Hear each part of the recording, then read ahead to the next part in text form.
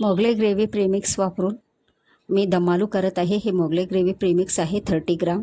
कांदा पाहिजे तर वापरा, नाहीतर नाही। छोटे आलू पाहिजेत, माझ्याकडे नाहीत म्हणून मोठे आलू 4 तुकडे करून उकडून घेतले। ते पॅनमध्ये तेल घाला, थोडीशी हळद टाकायची,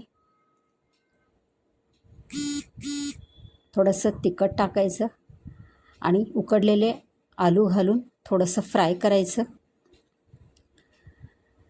फ्राय करून झाल्यानंतर मोगलाई ग्रेव्ही प्रेमिक्स कोमट पाण्यामध्ये भिजत ठेवायचं आधीच, मग ते घालायचं, 2 मिनिट शिजवायचं।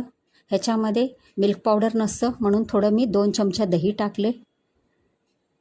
दही घालून उकळून घ्यायचं छान 2 मिनिटाकरता। दम आलू रेडी आहे।